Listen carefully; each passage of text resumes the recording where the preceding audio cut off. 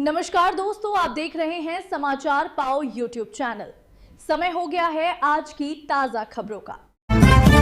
Iran Israel युद्ध ने petrol की कीमतों में तो भारी इजाफा किया ही है। वहीं सऊदी अरामको के प्रमुख एलपीजी टर्मिनल में हादसे ने वैश्विक एलपीजी सप्लाई को गंभीर संकट में डाल दिया है। इससे भारत सबसे ज्यादा प्रभावित होगा क्योंकि भारत सबसे बड़ा एलपीजी आयातक है। सऊदी के जुआयमाह टर्मिनल में प्रोपेन और ब्यूटेन की डिलीवरी सिस्टम का एक हिस्सा ढह गया, जिससे कंपनी ने 1 महीने के लिए सभी एलपीजी शिपमेंट रद्द कर दिए हैं।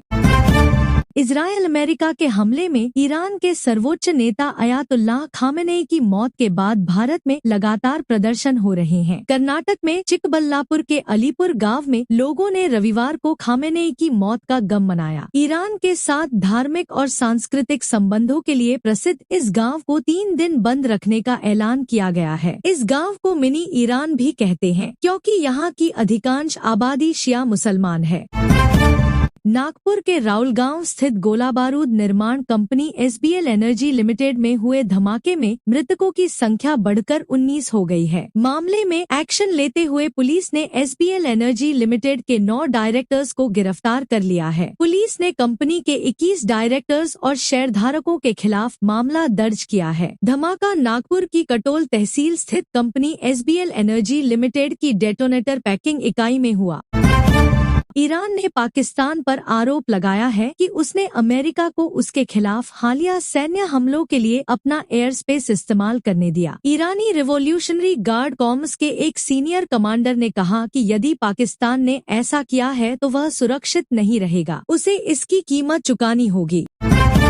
दुनिया के कई देशों में जंग चल रही है। ऐसे में ग्लोबल सप्लाई चेन भी प्रभावित हो रही है। इसका असर भारत के एग्रीकल्चर सेक्टर पर भी पड़ सकता है क्योंकि भारत अपनी खाद जरूरत का बड़ा हिस्सा इंपोर्ट करता है। खाद के मामले में देश की इंपोर्ट पर निर्भरता एक बड़ी चिंता बनती जा रही है। IIFL का कहना है कि ग्लोबल सप्लाई या कीमतों में दिक्कत आती है तो इसका असर सीधे भारत के किसानों पर पड़ सकता है।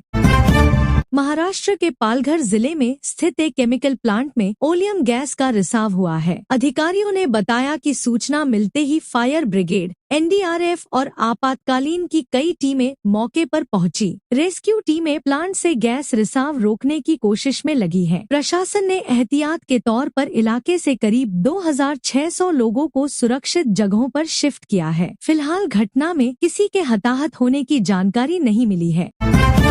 पीएम नरेंद्र मोदी ने जॉर्डन के किंग अब्दुल्ला द्वितीय से फोन पर बात की है और क्षेत्र के हालात पर चिंता जताई। उन्होंने भारतीयों की सुरक्षा के लिए धन्यवाद दिया। इससे पहले उन्होंने बहरीन के किंग हमाद बिन ईसा अल खलीफा और सऊदी अरब के क्राउन प्रिंस मोहम्मद बिन सलमान से भी बात की, जहां उन्होंने ईरान के हमलों की निंदा की और भारतीयों की सुरक्षा पर चर्चा की।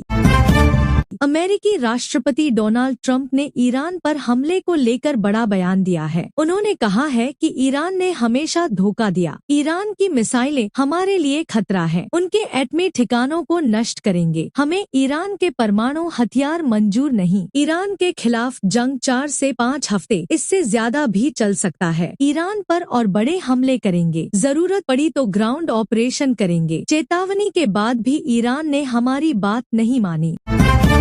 खामेनेई की हत्या के विरोध में दिल्ली के सीलमपुर में हुए प्रदर्शनों के दौरान एक मुस्लिम महिला का वीडियो वायरल हो रहा है। वीडियो में महिला कह रही है कि अगर पीएम मोदी ने इजाजत दी तो मैं इजरायली प्रधानमंत्री बेंजामिन नेतन्याहू और अमेरिकी राष्ट्रपति डोनाल्ड ट्रंप को मार डालूंगी। गुस्से में दिख रही महिला ये भी कहती है कि उसे किसी से डर नहीं लगता। वीडियो पर लोग अपनी प्रतिक्रिया दे रहे हैं।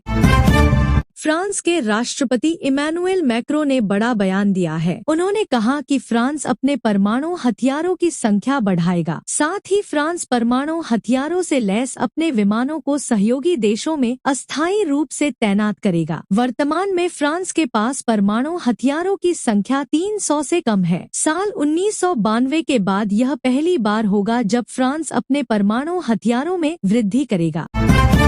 अमेरिका और इसराइल द्वारा ईरान पर हमला करने के बाद ब्रेंट क्रूड ऑयल 10% उछलकर $80 प्रति बैरल पर पहुंच गया है। इस बीच मार्केट एक्सपर्ट्स ने चेतावनी दी है कि अगर स्ट्रेट ऑफ होर्मुज बंद रहा तो कच्चा तेल $100 के पार जा सकता है। दुनिया के कुल तेल का 20% हिस्सा इसी रास्ते से गुजरता है, लेकिन ईरान की चेतावनी के बाद तेल कंपनियों ने होर्मुज के रास्ते कच्चे तेल, ईंधन और LNG की शिपमेंट रोक दी है। गल्फ देश इस बात पर चर्चा करने लगे हैं कि क्या उनकी जमीन पर यूएस के बेस सुरक्षा से ज्यादा खतरा बन रहे हैं। यूएस ईरान के हालिया हमलों को रोकने में नाकाम रहा है। उसके अहम बेस ईरानी हमलों का निशाना बन गए हैं। यूएई, कुवैत और कतर पर हुए हमले इसका सबूत है। यह ध्यान देने वाली बात है कि यूएई ने इनडायरेक्टली यूएस से कहा है कि वह उसके इलाकों को दूसरों से बदला लेने का प्लेटफॉर्म न बनाए। क्या भारत एक बार फिर भीषण गर्मी की ओर बढ़ रहा है? शुरुआती संकेतों से पता चलता है कि राजस्थान, दिल्ली, यूपी, मध्य प्रदेश, महाराष्ट्र और गुजरात में तापमान बढ़ रहा है। एक्सपर्ट का कहना है कि अप्रैल के अंत से जून तक भीषण गर्मी पड़ सकती है। तापमान 50 डिग्री सेल्सियस से ऊपर जा सकता है। वैज्ञानिक गर्मी की तीव्रता का अनुमान लगाने के लिए समुद्र की सतह के तापमान, मिट्टी की नमी और हवा के पैटर्न पर नजर बनाए हुए हैं। ईरान लगातार गल्फ कंट्रीज में स्थित अमेरिकी ठिकानों पर हमले कर रहा है। अब ईरान ने सऊदी अरब में अमेरिकी दूतावास पर हमला किया है। रियाद स्थित इस दूतावास पर 2 ड्रोन से हमला किया गया है। हमले के बाद अमेरिकी दूतावास में आग लग गई। इसके साथ ही ईरान ने दावा किया है कि इराक के इरबिल में जहां यूएस सैनिक ठहरे हैं, वहां भी हमला किया गया है। अमेरिकी राष्ट्रपति डोनाल्ड ट्रंप ने ईरान को चेतावनी देते हुए कहा कि अभी अमेरिका ने बड़ा हमला नहीं किया है, जरूरत पड़ी तो सेना उतारेंगे। ईरान ने अरब देशों में हमले किए हैं, जिससे अरब देश नाराज हैं। अरब देश भी जंग में शामिल होना चाहते हैं। हमारे पास दुनिया की सबसे शक्तिशाली सेना है। ईरान अमेरिका के लिए गंभीर खतरा है। उसकी परमाणु क्षमता खत्म कर देंगे। बहरीन ने ईरान के ताबड़तोड़ हमले को नाकाम किया है। बहरीन के एयर डिफेंस सिस्टम ने बहरीन को टारगेट करने वाली 70 ईरानी बैलिस्टिक मिसाइलें और 59 ड्रोन को इंटरसेप्ट किया है। अमेरिका में बहरीन के राजदूत ने कहा कि सिविलियन जगहों पर हमले हमारी संप्रभुता और अंतर्राष्ट्रीय कानून का गंभीर उल्लंघन है। हमारे पास जवाब देने का पूरा अधिकार है।